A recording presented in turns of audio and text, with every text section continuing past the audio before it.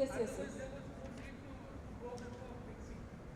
Yeah, I got it, your lordship. The procedure provides, or rather, you may say, the statutory arbitration, then in that event, Yes, how your can lordship. you justify or buttress your submission by taking assistance of section 11 of the arbitration? If your lordships may come to the dot-in dispute nomenclature policy. Autonomy, Yes, sir. agreement. But we have to see the powers of mixing. Yes, yes, indeed. So there are two issues. The right in mixing to entertain an application for one arbitrator, and second, the appointment of an Arbitrator. whether the rules provide that before appointment of an arbitrator in this situation,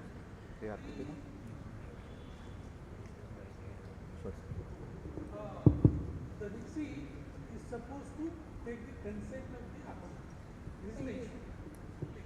Your lordship, our co-counsel in the second issue will deal with the writ petition that VCW has filed before the High Court stating the virus of the INDRP and INDRP provisions. Why they are also violating our rights, the principle of natural justice. What I am trying to state here is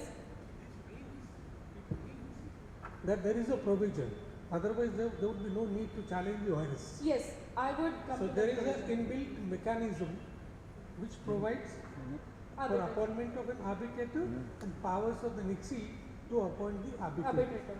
So if you say and submit that it is contrary to the principles of law, natural justice, or violative of other principles of law, including 11, then you are right. But what we are asking you, what is that Principle. procedure? What is that procedure which is prescribed under these rules? Yes, your lordship. If your lordships may come to the policy, clause 5 of the policy, there is dispute resolution process that is given. Clause 5 states that, if your lordships may come to the policy, not the rules and procedure, policy. My researcher will provide the copy of it. That is rules of procedure. This is policy. Your lordship, I am talking about policy, your lordship. There are policy, and then about that policy there is rules of procedure. Two different things are there. If your lordship may come to the clause 5 of the policy,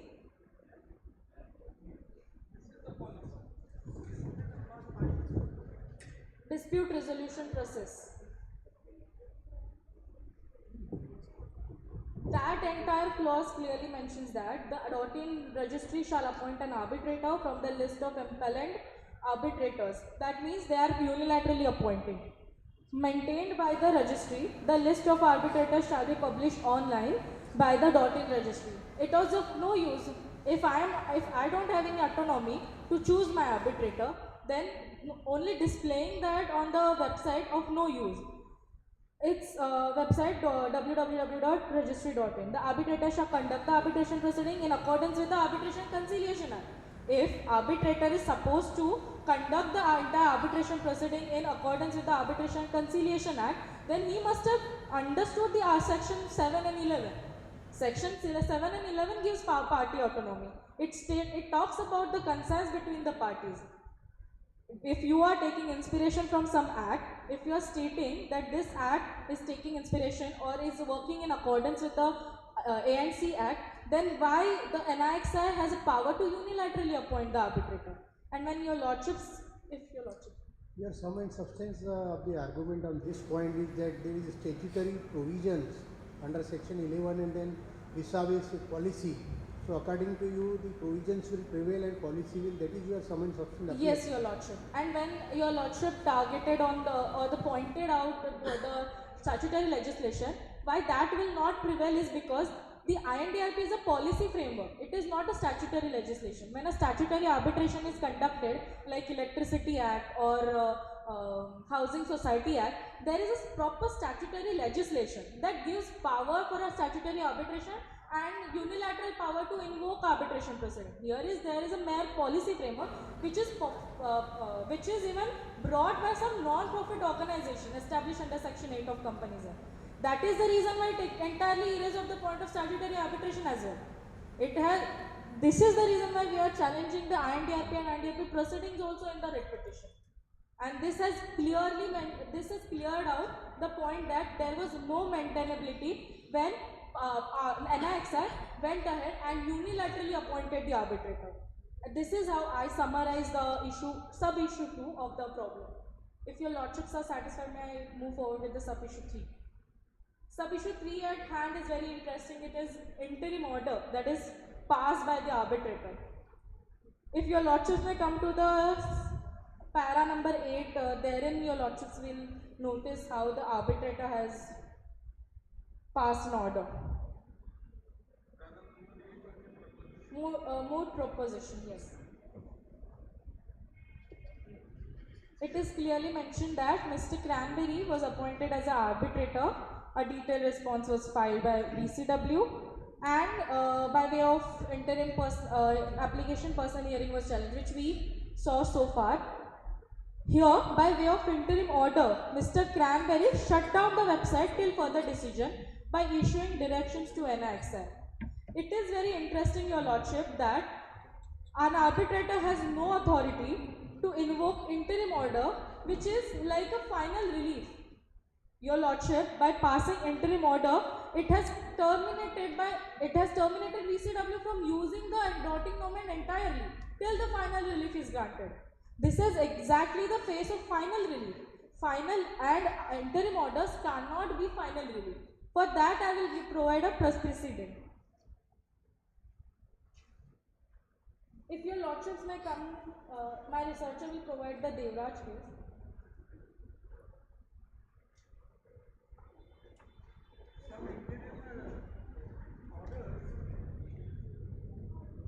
Yes, your lordship.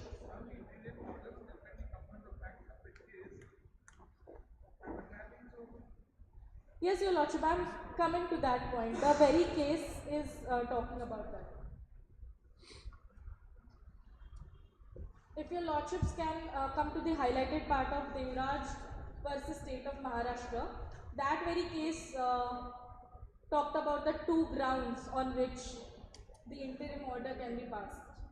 And what should be the interim order? Should it be the final relief, or should it be can it have a phase of final relief, or it should not be like a final relief? While considering that, if your lordships may permit, I will read the paragraph for your convenience. Yes, your lordship. So, we must understand what is the prima facie case. Is there injury to the party? And we must consider the balance of convenience. Your lordship, these are the points that Devraj case has stated. Balance of convenience, is there a damage suffered by parties? And if the interim order, like a final relief, not passed, is there any problem that a party will suffer? If a party is suffering some issues, then a court or an arbitrator has power to issue an interim order like a final relief. However, I would love to take your attention on a paragraph 7 of the Moot proposition. Is your lordship with me? Very last line of the same paragraph, your lordship. That is, in the meantime, they went ahead, they as in DCW and B.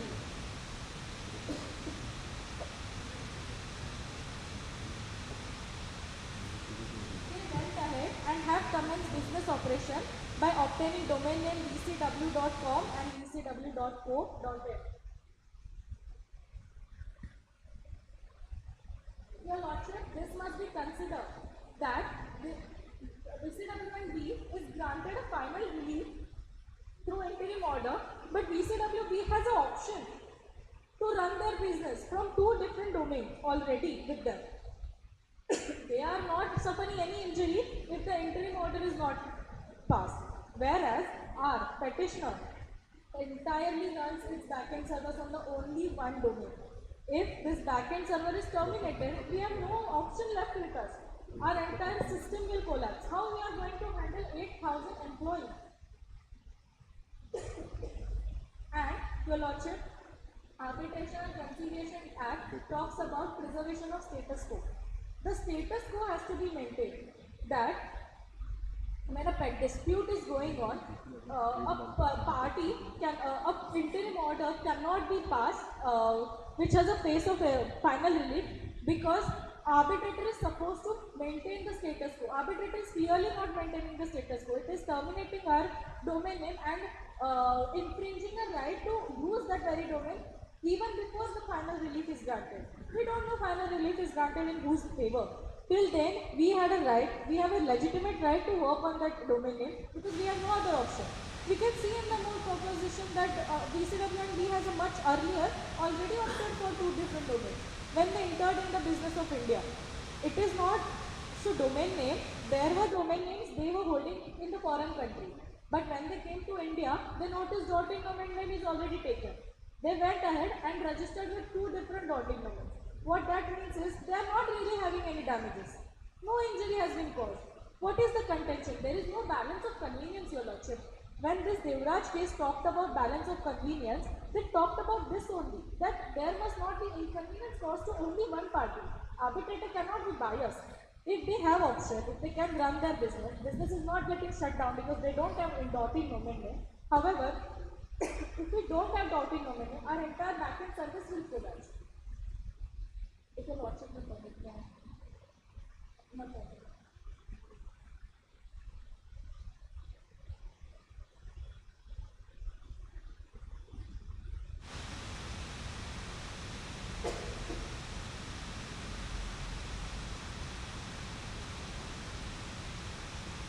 This clearly states that your lordship, again, arbitrator, without applying mind, has given interim order a face of final relief when it was not even needed.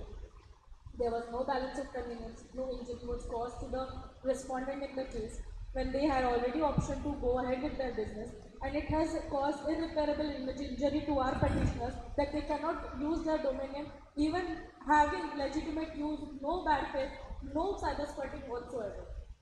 This is the reason why we have challenged this impugned interim order, which is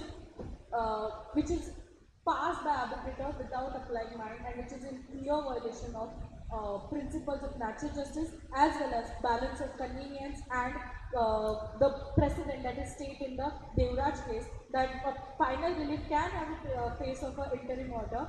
Interim order can have a face of a final relief only if there is damage caused or a balance of convenience, which is clearly not in the case. That is the reason why we contend that the interim order must be quashed. If your lordships are satisfied with the contentions, may I give the podium to the co-counsel for the further comment? If your lordship,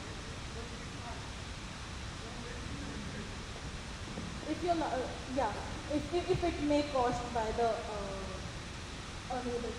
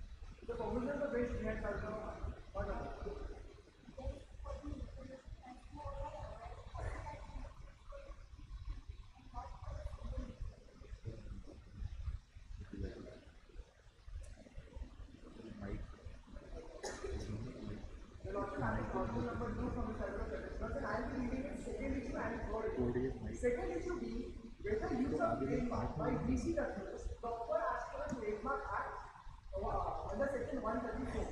You know, to understand.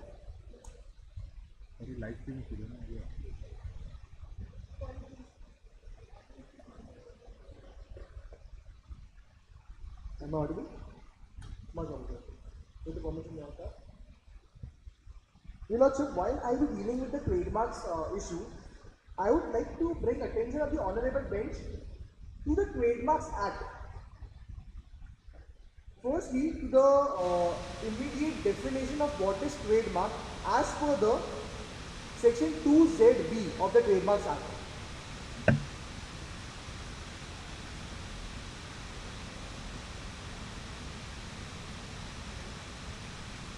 Your Lordship, it has to be noted by the Honorable Bench that there is a clear wording where it has been said that capable of distinguishing the goods or services. Out over here, what does that mean? That trademark has to be distinguished. It has to have a distinctiveness in itself. Then only it can be said as a trademark. Now, I would also like the Honorable Bench to bring attention to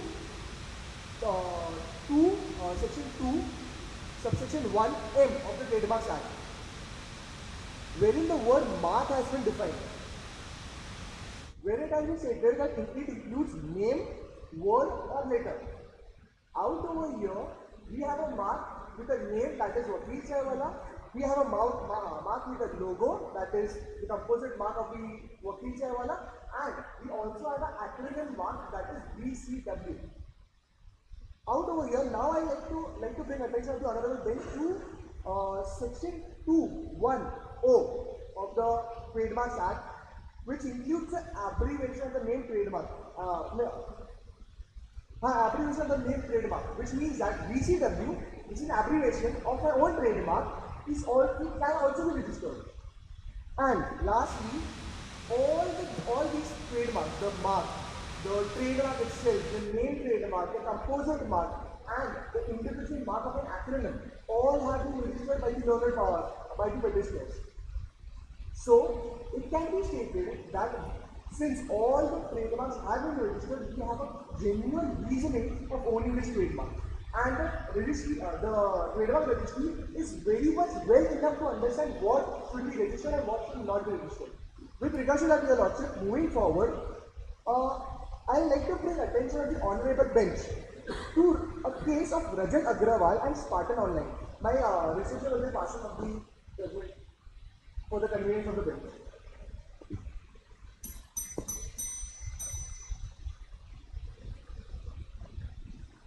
Your Lordship, on the page number 15, I have marked the full submission, but with regards to the restrictions of my time, for the convenience of bench as well, I'll just summarize it in 2 words. That the judges in that court stated that there are 2 things which are important when a trademark has to be considered. The 2 wordings were business branding and consumer navigation. If a trademark is of such nature that it has a business branding as well and also focusing upon consumer navigation. Out over here, Your Lordship, if the Lordship may draw attention to the Moot composition paragraph 1. To the Moot composition paragraph 1. For the convenience of the bench, I'll read the statement.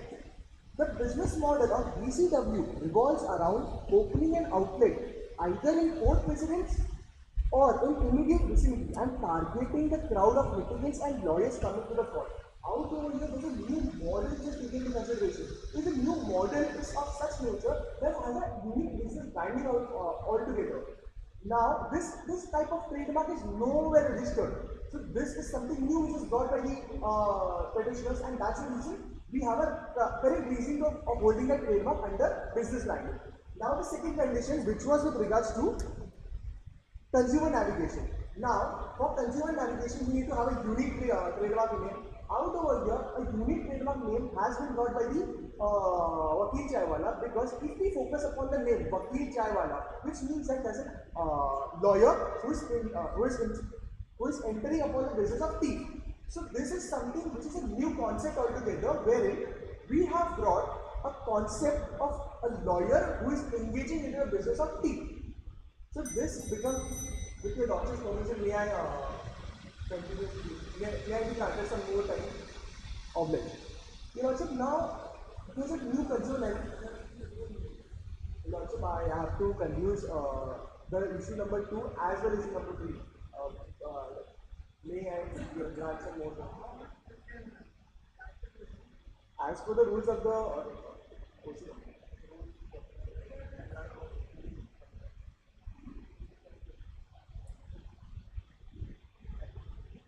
oblige. Also, with regard to consumer navigation, out over here, what is important that we have brought something new concept. That's the reason it's a consumer navigation. It has become a secondary name of ours.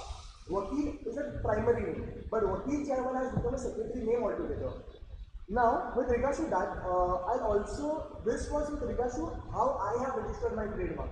Now I'll focus upon the point that how VCW, even after the opposite party's trademark has already been registered, how our trademark will sustain more than theirs.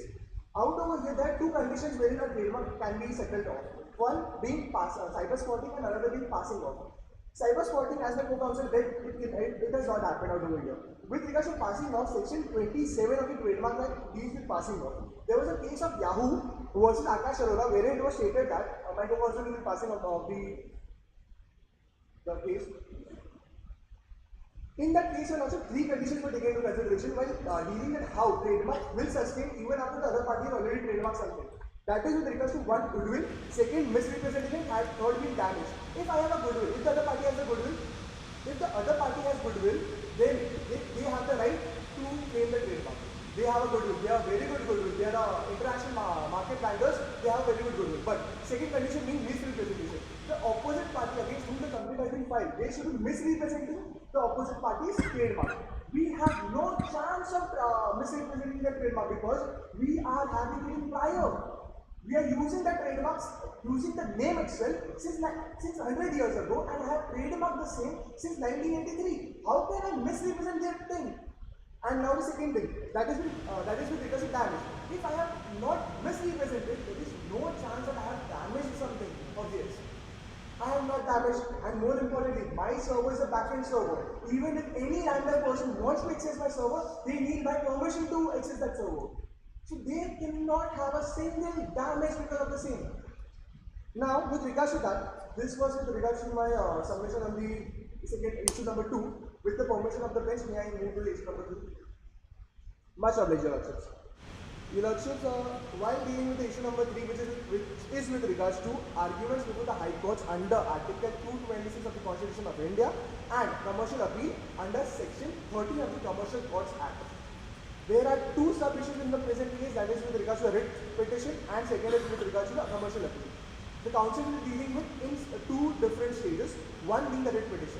The Lordship, out over here, the writ petition have been filed by the petitioners with regards to that certain policies, certain rules and certain norms of the INDR, the rules of procedure, are not as per the normal views of the law, which is they are against the principles of national justice.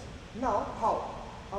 If your Lordship draw attention to clause number 16 as my co-counsel stated with regards to in-person hearings, when we read the same with clause 4A of the same, the INDR rules of procedure, which states that only 5,000 words shall be granted to both the parties to bring upon their written submissions to the arbitrator.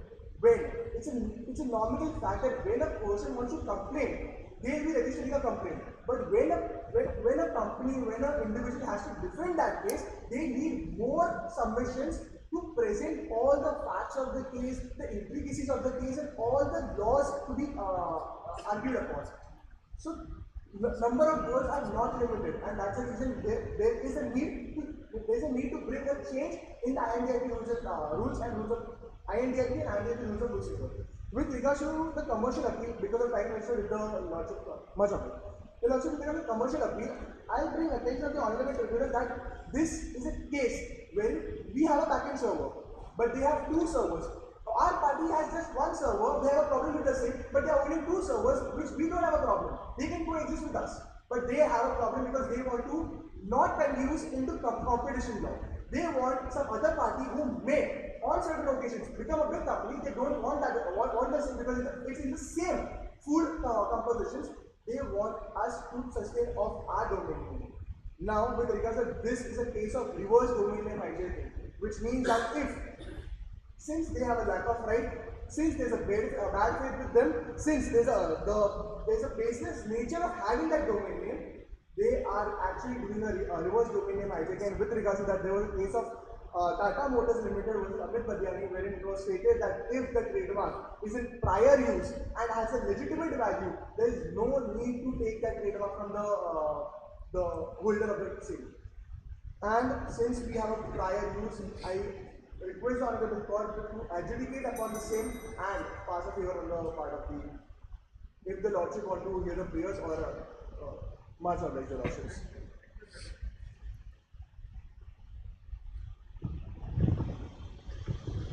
The petitioner stands on the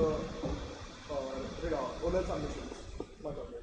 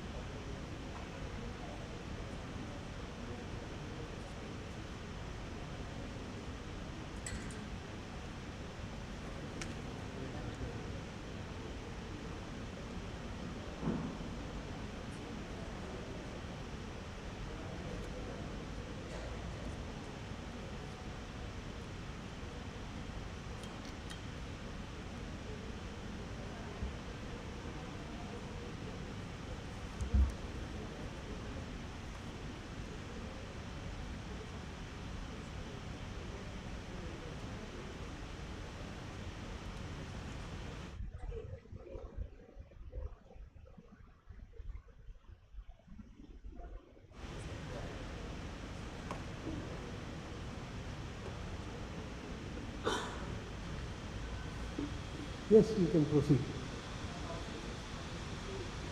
Yes, please.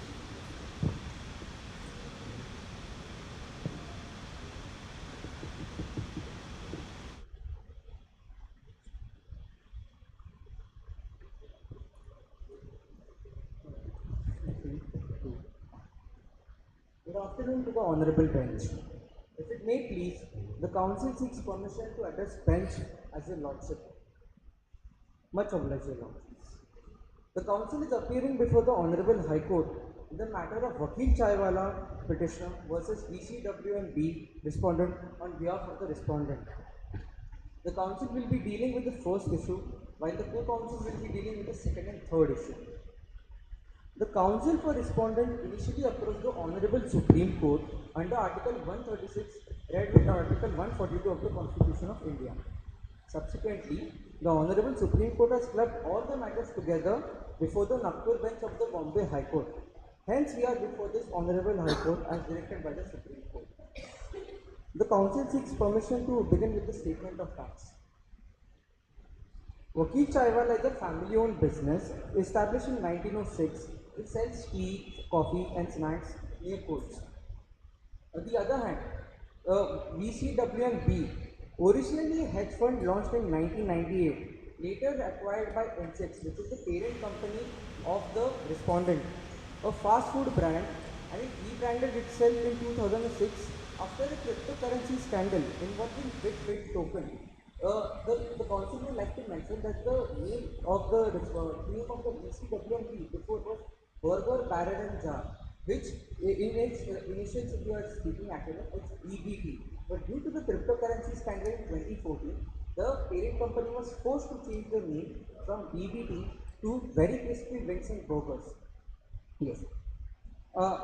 The VCWB entered India in 2019 under the Invest in India scheme, and also that the VCWB has domain names such as www.vcw.gv and www.vcw.eu already, and it has 750 outlets in Great Britain and European Union. The dispute arose when VCWB sought ownership of the domain name www.vcw.in used by Vakil Chaiwala for back-end operations by filing a complaint with the NICSI under the INDRP rules and rules of procedure, in which the arbitrator favored in favor of the VCWB through an interim order.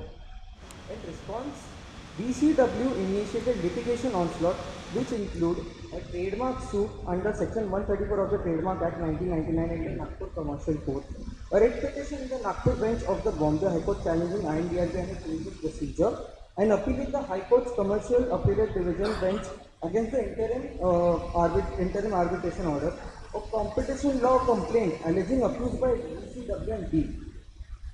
Ultimately, VCWB approached the Supreme Court under Article 136 and 142 to shield itself from this litigation onslaught. The Supreme Court consolidated matters, all the matters except those pending before the Trademark Registry and the Competition Commission of India, directing them to be heard at the Nagpur bench of the Honorable High. The Council seeks permission to move on to the issues of the case. Yes, sir. There are a total of 3 sub-issues arising out of the first issue, that is arising out of arbitration. First, whether non-granting of personal hearing is permissible. The council humbly states before this honorable bench that the petition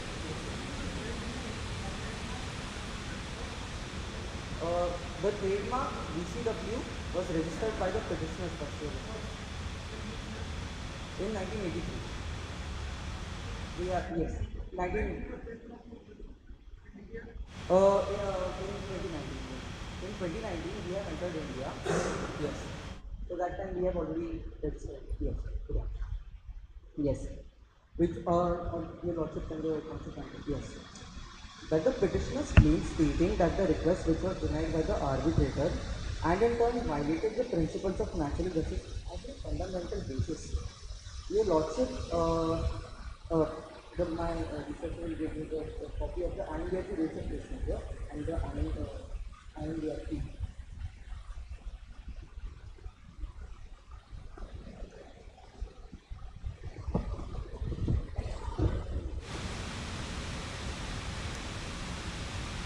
Your lordship, the council will like to focus on these sections of the INDRP rules of procedure.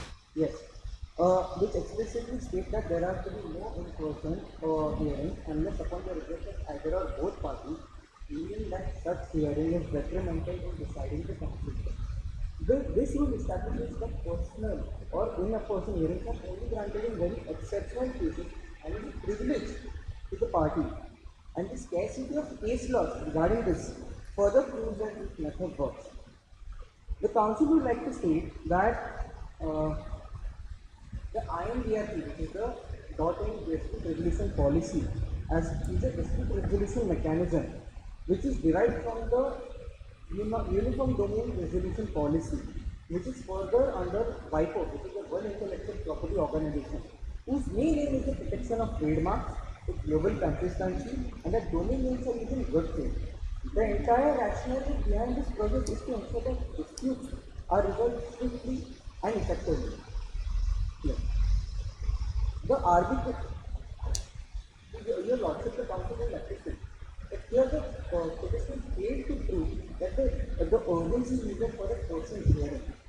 The council had asked for a personal hearing for the arbitration. So here the council will like to state that both the parties had given the chance to give the former to file the replies. In this case, the formal complaint was given by the VCWMD and a detailed reply here was given by the Vakil Chaiwala.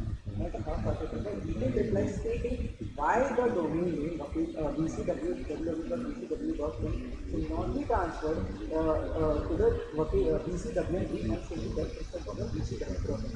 After understanding all of these facts and circumstances, the arbitrator gave the interim order towards the shutdown of the website. So therefore, the principles of natural justice, which the petitioner is arguing here, is not applicated because the respondent was given the chance to give the detailed reply, which in this case they already have given. Your lordship. Yes.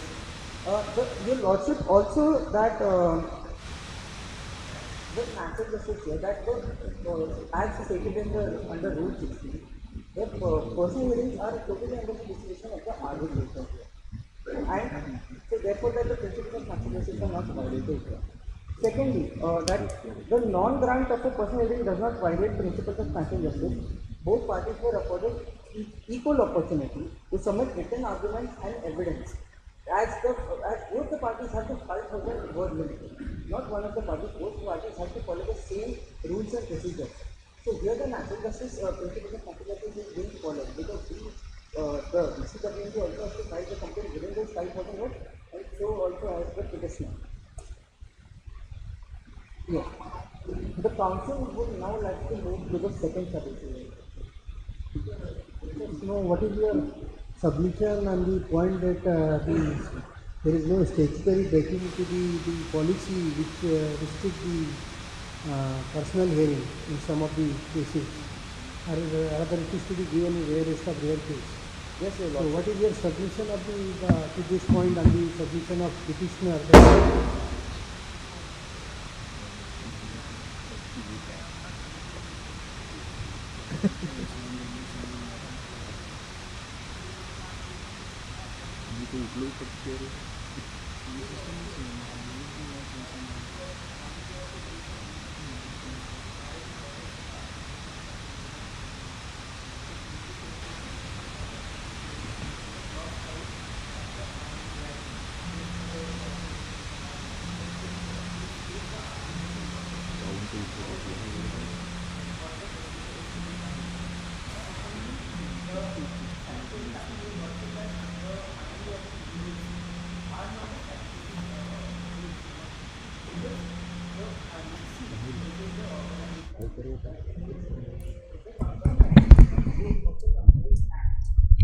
It has the power to solve these disputes as given in the Articles of Association Clause 8, which clearly states that they have the power to adjudicate all the disputes arising out of arbitration.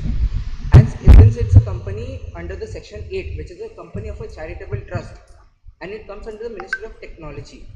So therefore, this is not a statutory rule, but under the Companies Act, the company has the power as stated in the Articles of Association Clause 8. Yes, sir. The council would now like to move to the second. Yes. The council humbly states before this High Court that NIXI's appointment of an arbitrator domain name is valid under the statutory scheme of the Arbitration and Conciliation Act. NIXI derives its authority under the INDRP from the Arbitration and Conciliation Act. The council would like to mention the clause 5 of the INDRP, which states the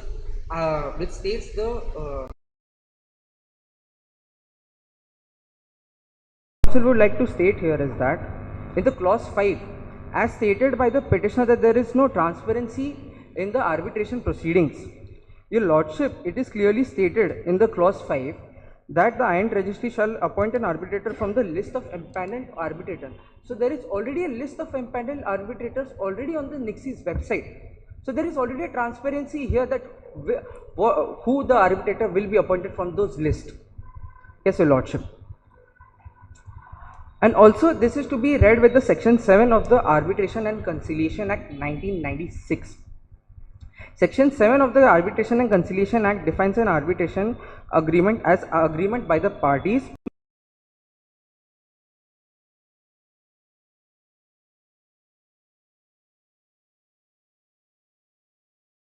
correspondence between the parties. This policy framework has been drafted in accordance with the Arbitration and Conciliation Act. It is given under Rule 13 of the INDRP Rules of Procedure, your lordship. If we will see that in the INDRP Rules of Procedure,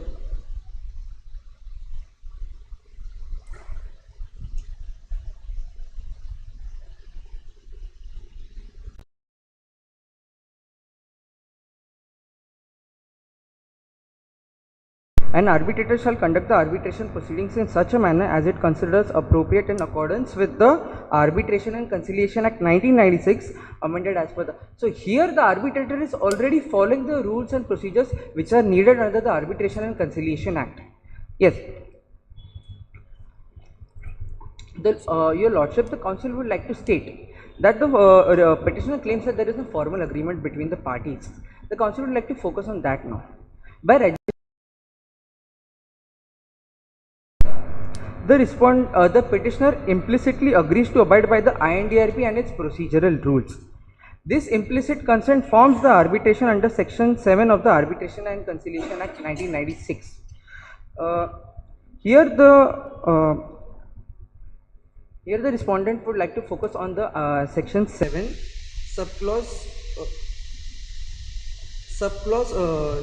section 7 to subclause C, B. Sorry, your lordship. B. An exchange of letters, telex, telegrams or other means of telecommunication, including communication throughout electronic means, which provides a record agreement. Your lordship, the council here states that the domain name www.vc.in is registered with the NIXI. Here the domain names www.vcw.co.in and www.vcw.com are already registered by the respondent here. So this clearly implies that all the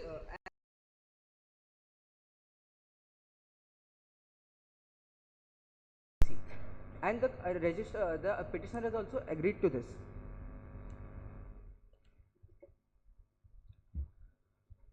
Furthermore, the INDRP rules of procedure explicitly states that disputes arising of domain registrations will be resolved through arbitrator conducted by NIXI.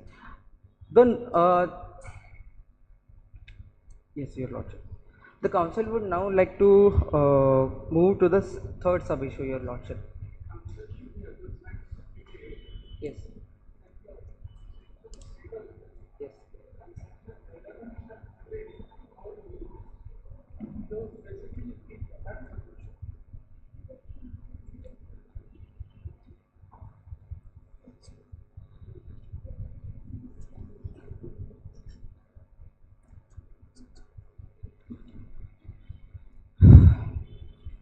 Your lordship, the council would like to here state that the council was stating that there is a formal agreement between the petitioner and respondent.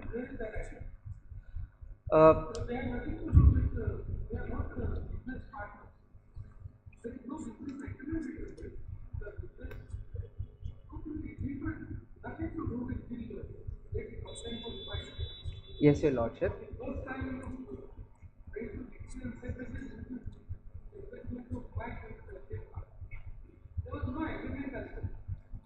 Your lordship, the council would like to respectfully disagree because here, as and when the petitioner has registered the domain name, as they have stated that they have registered the domain name since a long time, so they are already a party to the agreement which are to be done by the arbitration of disputes as stated under the NIXI.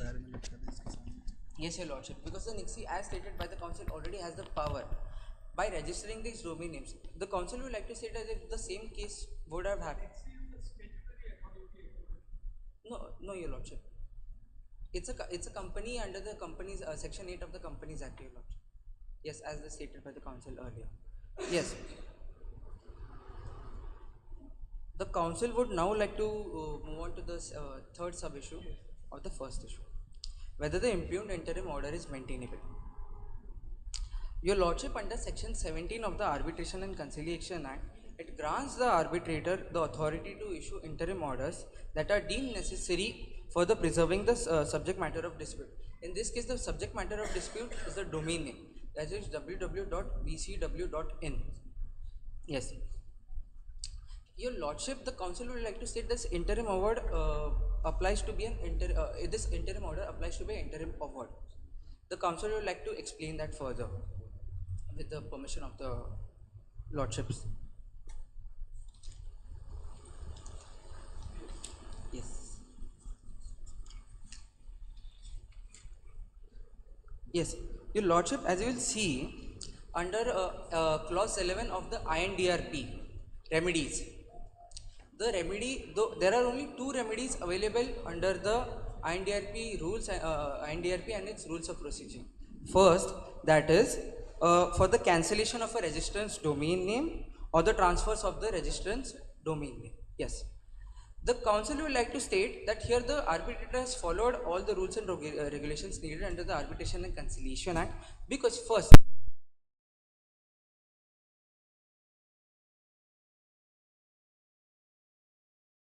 the interim award amounting to an final award is stated both in the Arbitration and Conciliation Act and also in the INDRP rules of procedure. Therefore, which makes it a interim award and not an interim order, your lordship. Yes.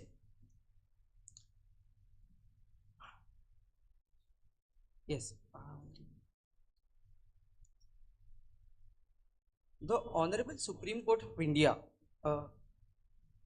has stated that once an arbitral tribunal is constituted and proceedings are pending before it, the court shall not continue to take up applications for interim relief. The council would like to focus on the case of Arcelor Mittal Nippon Steel India Limited versus SR Bulk Terminal Limited on page number 21 of paragraphs 67 and 68, your lordship, where it is clearly where the court emphasized that the remedy provided under section 17 of the Arbitration and Conciliation Act should be utilized unless it is found to be ineffective. In this instance, the interim order regarding the domain name www.bcw.in, which involves shutting down of the website on a temporary basis, aligns with the scope of interim relief under the section 17 of the Arbitration and Conciliation Act. The clauses and rules laid in INDRP framework, coupled with the Arbitration and Conciliation Act 1996 and judicial precedents, support the applicability of the interim order in this manner.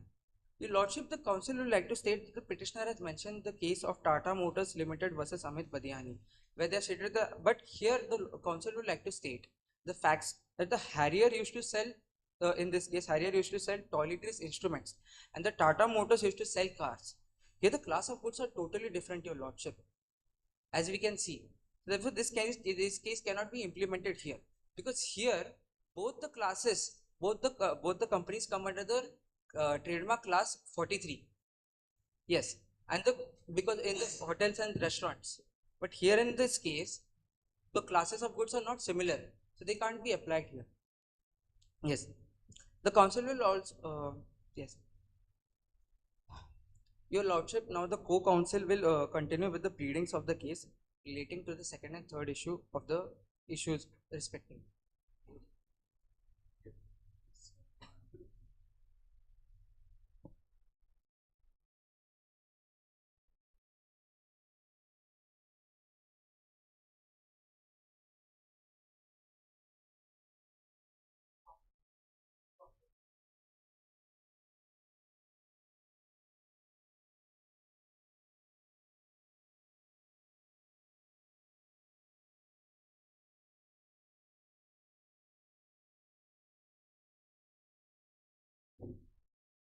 the council would now deal with the issue number 2 and 3 at hand, and the council would seek permission to continue with the second issue.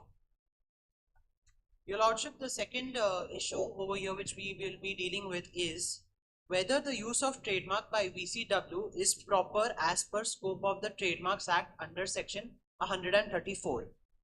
The Trademarks Act of 1999 includes the use of domain name as part of the right held by a registered trademark holder.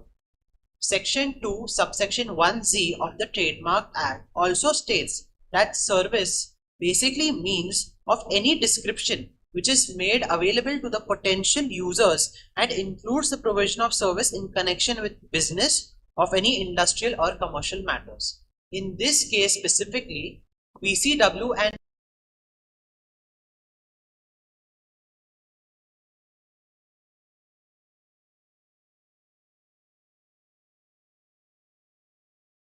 consumers on the front end as well as we run our back end operations. On the front end, we communicate to our consumers any new products, any new development of our business and any expansion. As it is mentioned in the Moot Court preposition, VCW and we entered India in 2019 under the Invest in India scheme. We got certain concessions as well. When we entered into India, there was a mandated business practice by the food aggregator delivery based apps which said that owning a domain name is necessary as a good business practice. VCW and B being a registered trademark holder in over 35 countries, which including India, should be classified as a well-known trademark. The Indian legislation provides protection of a well-known trademark as India is a part of the Madrid Agreement, and the classification given to determine whether a trademark is a well-known trademark or not is given under section 11 subsection 6. There are a few requirements which I would like to read out to further my point that VCW and V is a well-known trademark. They are that the recognition of the trademark among the relevant public, including in India through promotion. Section 11. Yes, Your Lordship. Section 11, subsection 6. It provides a few certain conditions on whether intellectual property is a well-known trademark or not. If Your Lordship would allow, I would like to read out the exact wordings from the PAIR Act. Yes. The registrar shall, while determining whether a trademark is a well-known trademark, take into account any fact which he considers relevant for determining a trademark as a well-known trademark, including the knowledge or recognition of that trademark in the relevant section of the public, including knowledge in India obtained as a result of promotion of the trademark, duration, extent and geographical area of any use of that trademark, duration, extent and geographical area of any promotion of the trademark, including advertising or publicity and presentation at fairs or exhibition of the goods or services to which the trademark applies, the duration and geographical area of any registration of or any application for registration of that trademark under this act to the extent they reflect the use or recognition of the trademark, and lastly, the record of successful enforcement of the right in that trademark, in particular, the extent to which the trademark has been recognized as a well-known trademark by any court or registrar under that record. Your Lordship, I would like to bring your attention to an observation made by the Delhi High Court in the case of, pardon my pronunciation for the German word, Daimler Benz Gesellschaft and others versus Eagle Flask Industries Limited. The observations in its interpretation basically said that Mercedes-Benz has been a very well-known trademark throughout the world, even though if it was registered in India in 1951 and there was Eagle Flask Industries which was using Mercedes-Benz as their own trademark on flask and other cutlery products, it was still a violation of the trademark name held by Mercedes-Benz, because to be more clear about it is that Mercedes-Benz, along with its symbol, a three-pointed star in a circle ring, have always been linked with the car, and that such a connection could hardly be ignored. Even if it was registered in India in 1951, the fame of the mark was worldwide as being one of the most well-known marks in the world, and such a mark is not up for grabs not available to any person to apply upon anything or any goods. Your Lordship, we would also like to then further strengthen our point that VCW&B having global recognition, we claimed www.vcw.in for global standards. As a case mentioned by the counsel of the petitioner,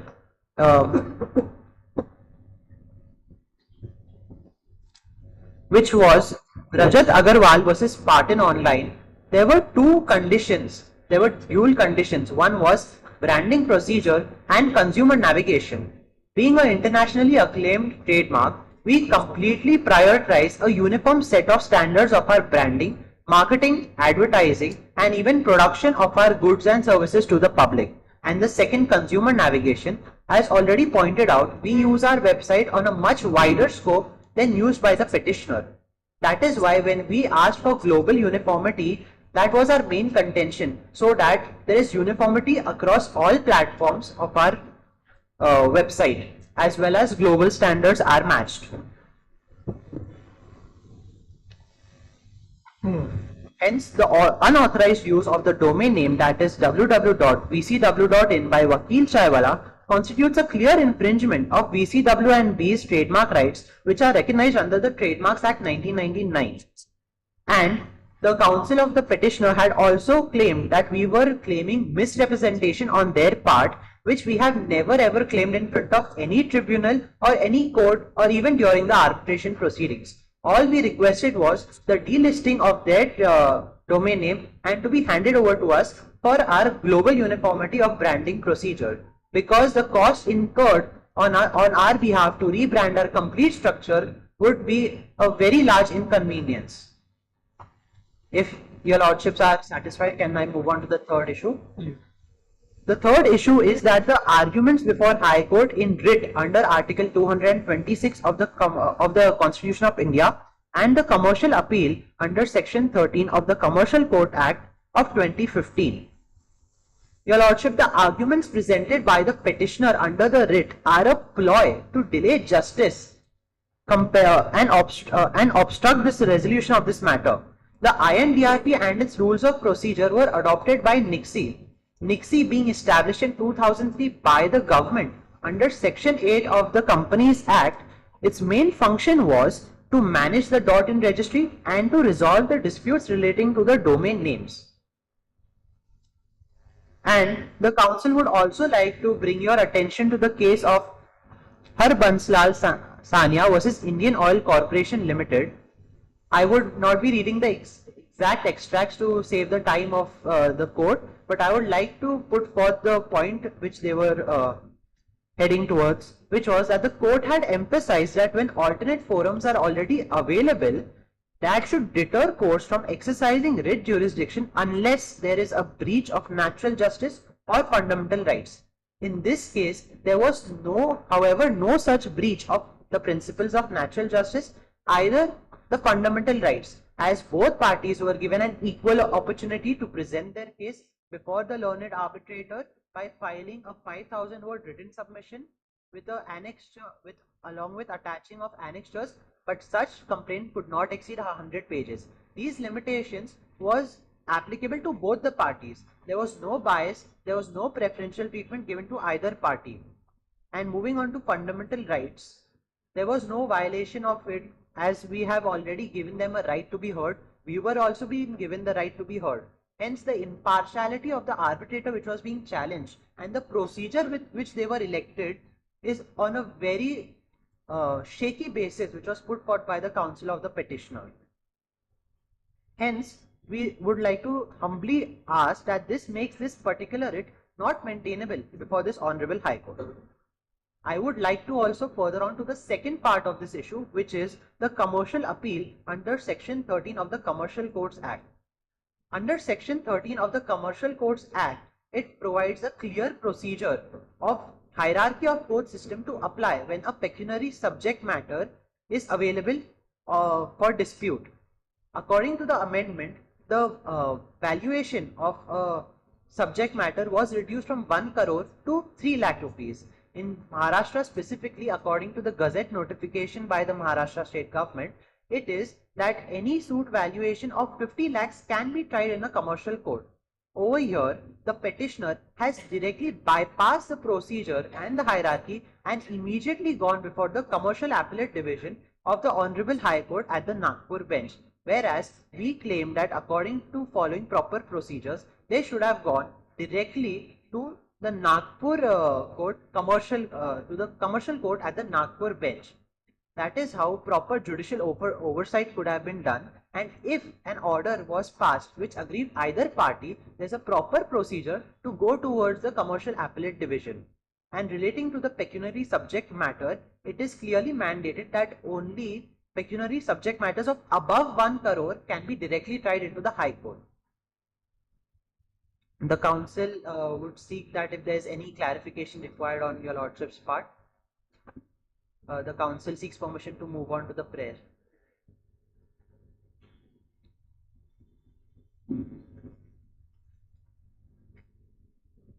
Wherefore, in the light of issues raised, arguments advanced, and authorities cited, it is most humbly prayed before this honorable court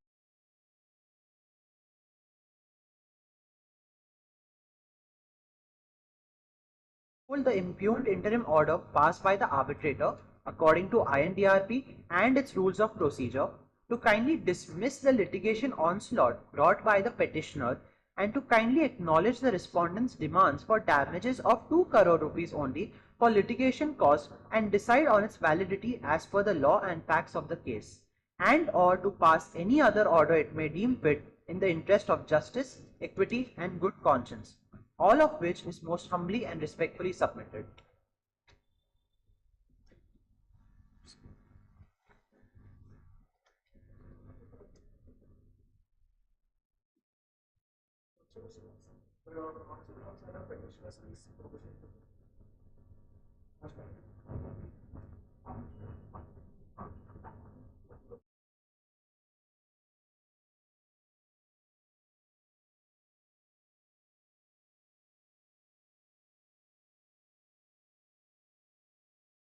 Here also there are a few things to be taken into consideration. First, when it came with regards to statutory authority, the learned respondent made stated that the statutory authority comes from clause 8 of the Articles of Association. Articles of Association, for the clarification, is made by the company itself.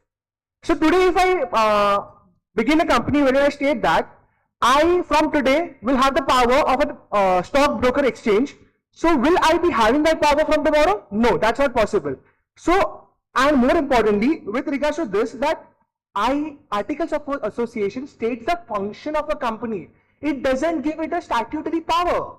Statutory power only comes with the statutory legislation made by the legislative. Even presidential orders, constitutional orders, governor orders are taken into consideration as administrative orders. Even those orders are not taken into consideration as statutory orders. Statutory legislation can only have the power to begin statutory arbitration. Articles of Association cannot give anyone this power. Now, with regards to the other thing, Learned may talked about the case of Tata Motors and challenge our case on the basis of the same. Your Lordship, in that case, two same domain were challenged on the coexistence. In the present case, the same thing is happening.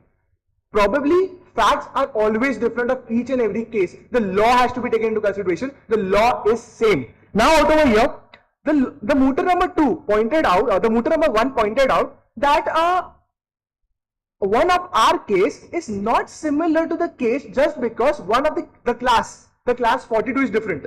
Now how the learned respondents in the other counsel stated the Mercedes-Benz case. Mercedes-Benz case trademark is different.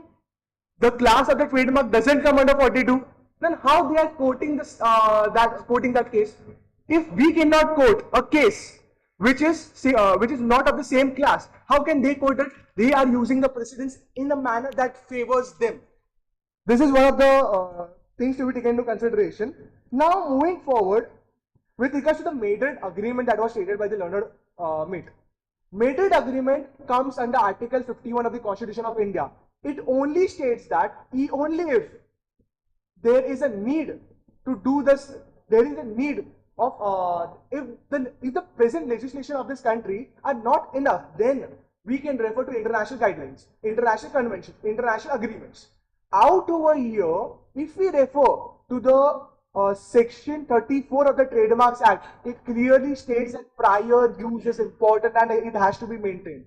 If we already have a legislation which speaks about the section 34, which speaks about prior use, then how can a Madrid agreement between the between different countries and all can sustain out over here? The law of the nation sustains. Now, with regards to the other thing, post-grant opposition.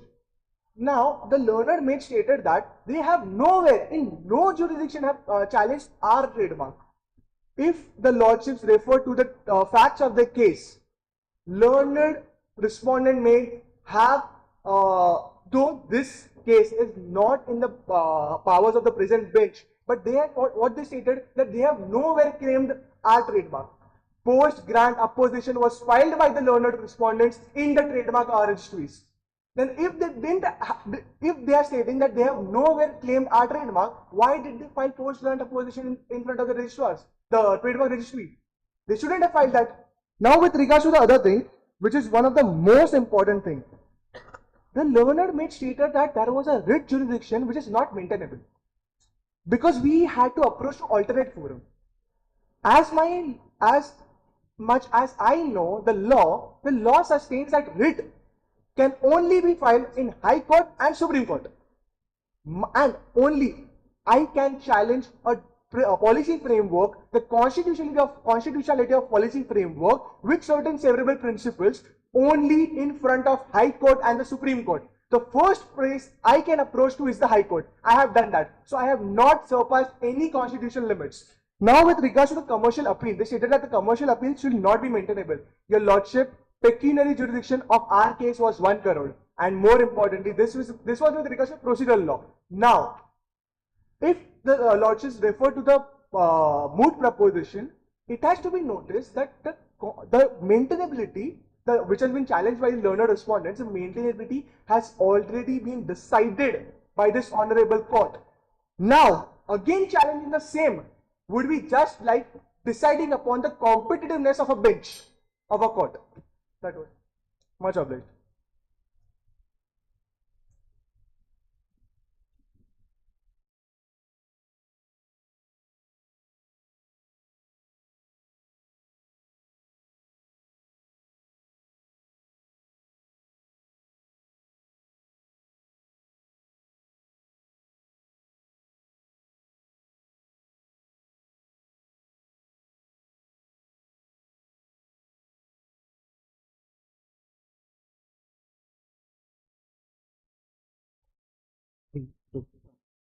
Your Lordship, the Council would like to state that the petitioner has stated the instances of cyber squatting and bad faith. The respondent would like to state that these post-grant oppositions which the petitioner is talking about is filed under the trademark registry, which the Supreme Court has clearly stated are not to be entertained by this Honorable High Court, and also that the petitioner is also stated about the competition law, again, which is filed under the Competition Commission of India, again which the Supreme Court has stated that the Honorable High Court is not to entertain these conditions because these are to be separately tried by the Registry of Trademarks and the Competition Commission of India. Secondly, that the petitioner has stated that Article 51C of the Constitution also emphasizes the need for fairness in arbitration. The article is invalid here because 51C of the Constitution talks about the promotion of international peace and security, which is in no way relevant to the personal hearing in this case. Thirdly, that the petitioner has also stated a case of Rayons versus Union of India, but they are not given the correct citation also, and that the case is also not related to the personal hearing. Also, the petitioner forgot to mention the one important thing in the second issue, that they have not proved how domain is a part of the trade name, because they have started that that the trademark registration is there. Yes, that's absolutely correct.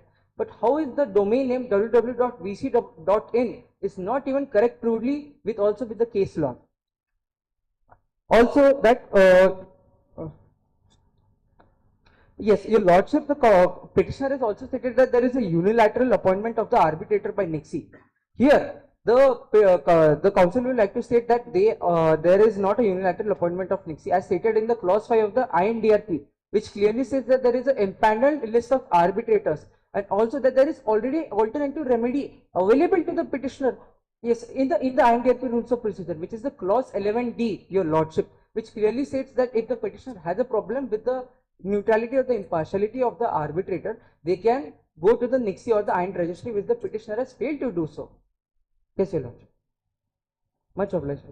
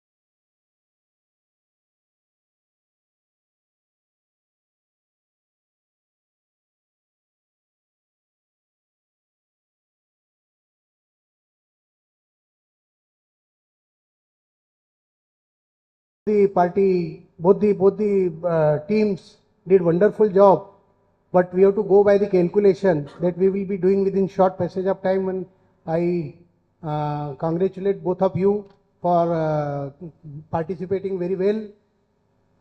So far, just you can sit, please. Just so far as law on this trademark is concerned, we all know that before the statutory provisions there were action of passing off under the common law, and after the enactment of Trademark Act, earlier Act, now new Act, the infringement provisions has been incorporated. If the trademark is registered, then he will be exclusive user of that register. Only exception 34 is there, that the plaintiff has to show that he is in prior use. Then with the defendant who has got the trademark registered, that is the settled law. Then if otherwise, you can go for passing of action which was under common law. But so far as infringement is concerned, the plaintiff has to prove that he is prior user of the trademark which has been got registered by the defendant. So, and then if there are, so far as the other statutory provisions are concerned, that both the parties have done very well. So once again I will thank you. I will thanks the organization to who invited us for this wonderful event. Thank you.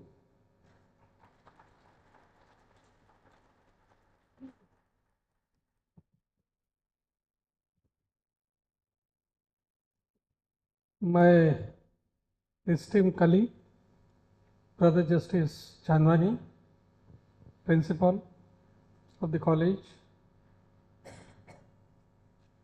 other members of the organizing committee, Mr. Brahme, who is always after us to bring us here. He not only as an advocate has a persuasive skills as well in the court, as well as not only in the court but also in the chamber when he comes to invite us for such a program. And I must tell you that we are proud to be a part of this function. So well organized, the organizers deserve a compliment. The young team, and I must tell you that Shirin is one of them. He is my favorite intern. So you see, one day in her life she will be a successful judge. Mark my words today. Please see. As said by my brother, winning and losing is a part of a life, so don't worry. But I must tell you frankly, you both teams have a bright future. They deserve a round applause, please. I must tell you, if there had been no time constraint, I would have insisted them to argue for 1 more hour. And same thing about you as well. You people are too good. You are put in a sincere hard work. You understood the facts of the case. So nowadays we tell the advocates that be a master of the facts. Unless and until you are master of the facts, it is very difficult to raise the structure and apply the law. See, here, once your foundation of a fact is solid, then applying the general principles of law and the common sense principle of, is a pigeonhole theory. You must have seen, to find out a hole and fix the pigeon. It is very, very easy then, which we could experience when you answered our queries or the questions. Our attempt was not to really know from you what you have understood. It was just to test your mettle, whether you could get distracted when somebody asks you a question in the midst of your argument. So you have done a wonderful job. We are very happy, and I must tell you, Mr. Brahme and other senior advocates, that after 10 years, you will see totally a new transformation on the bench as well as in the bar. So a good sign for democracy and particularly for independence of a judiciary. Your future of our judiciary will be in your hands, and the way you people are performing, we believe and we are satisfied that the future of a judiciary would be in a safe hands. Now one thing which is most important, some of you may go to litigation, some of you may go to non-litigation academics, some of you like Cyril may choose the judicial service as a career. Wherever you go, have a discipline. Please take care of your health. Nowadays, the priority is to the mobile WhatsApp than to the health. So my request to all would be that if you want to sustain and survive long, please take care of your health. I've been telling advocates and my brother judges, despite repeatedly, whether they follow me or not, that brother and sister, out of 24 hours, please devote 30 minutes for your health. 30 minutes of exercise would be your greatest investment for the day. So 30 minutes multiplied by 30 days. So we are there, we are working, we will be working, you will be working, but at the end of the day, what matters or what would matter is the satisfaction. You may derive the satisfaction by your work. You can derive the satisfaction only you are physically fit. It is said that that the healthy body carries a healthy mind. So please take care. Now this is the proper age to have that discipline. As far as I am concerned, I have told your management that I get depressed in my life if I don't read a book and if I don't do exercise. And that is why I have been able to work to my satisfaction. I am enjoying. This is the penultimate month of my retirement, but even today I am enjoying. I am enjoying because I have been passionate about this profession, and the way you people are involved in today's work, it appears that you are not here because of some compulsion. You are here because you are passionate about this profession. It is not that you have chosen this field because you had no choice, but to come to this field. And I must tell you and share with you my experience. You have a today senior or today junior may become a senior after 10 years. You keep this in mind. Don't be after money. Money will follow you. But you have to lead a disciplined life. You have to be thoroughly prepared. You must be eager to learn something every day when you enter the court premises or office of your senior. So thank you very much. This is my second year to address you.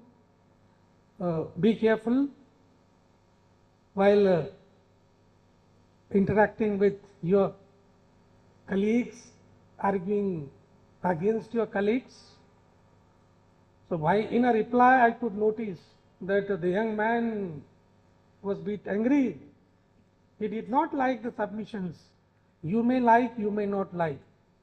You are not there to convince your opponent, you are there to convince the judge. And if you get angry, the judge may feel that a man is on slippery ground. So don't allow anybody to form that opinion about you. Thank you very much. And it is a privilege to be in the midst of young people. Mr. Brahme may agree with me that the people of our age say that don't say we are old, say at heart we are young, but when we come and mingle with the young people, we feel that we are also young. That this feeling, if carried positively, it is always good for your health and your mental build-up. Thank you very much, organizers, once again.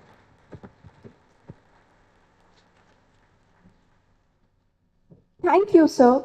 Your guidance is invaluable and will undoubtedly leave a lasting impact on all of us. Thank you to all the participants. Your dedication and hard work has been truly inspiring. You have shown us that the future of legal profession is in capable and passionate hands. Mooting is not just about the law. It's about presenting it with conviction, logic, and clarity. And your performances today were nothing short of remarkable. Each of you has shown the spirit of advocacy and the ability to think on your feet, which are the hallmarks of a successful lawyer. Thank you so much.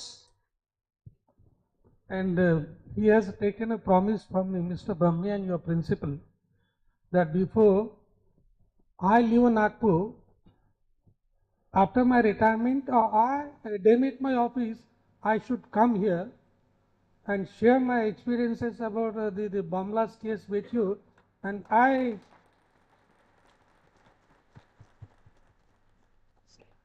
on your behalf, I have promised them.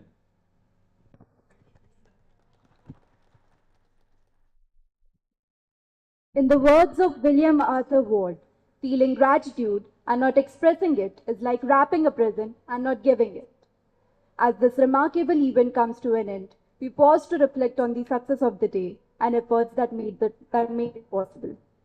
It is time to say thank you to everyone who made this day special. I would like to invite our student coordinator, Ms. Abhaya Bansod, to come to the stage to deliver the vote of thanks. Thank you so much. Good afternoon, everyone. As we come to the conclusion of the 22nd JUSTA CAUSA Moot Court competition, my heart is brimming with joy and gratitude. This event has been nothing short of spectacular, and it is my privilege to stand before you today and express my heartfelt thanks to all those who made it a success. First and foremost, I extend my deepest gratitude to our esteemed judges for the final round, Honorable Justice Sanap Sir and Honorable Justice Chandwani Sir. Your presence here today has been truly inspiring, and we are so grateful for the time you took to share your invaluable insights. Deciding the winners of this competition could not have been an easy task, but your expertise and fairness have made this event even more special. I also want to take a moment to thank our guiding light, Mr. Ravi Shankar Sir, our esteemed principal, and those who supported us, Dr. Pravina Khobragade Madam and Dr. Adhara Deshpande Madam. Your leadership, dedication, and belief in us have been the driving force behind the success of this competition. I would also like to thank the judges who evaluated the preliminary round, the quarterfinal round, and the semi-final rounds. Their keen observation and thoughtful decisions have paved the way for this thrilling finale that has nothing but remarkable. A special thanks also goes out to the teacher coordinators, Ms. Vidya Naik Madam, Ms. Gargi Chaube Madam, and Ms. Pooja Bandari Madam. Your guidance, patience, and constant encouragement kept us on the right track, and we are so lucky to have you as our support. I would also like to thank my esteemed and incredible coordinators, Arpit, Anuj, Tejal, and Vedika, and all the other volunteers that have helped us. Lastly, to everyone who participated, attended this competition, a big thank you. Your passion, your energy, and enthusiasm has brought to this event a very unforgettable experience. This moot court competition is not just about winning and losing. It's about learning, growing, and celebrating the spirit of law. And all of us have embodied that perfectly. With all that, I conclude this vote of thanks with a heart full of gratitude and pride. Thank you to all. Let's carry this joyous momentum forward into our futures. Have a wonderful evening.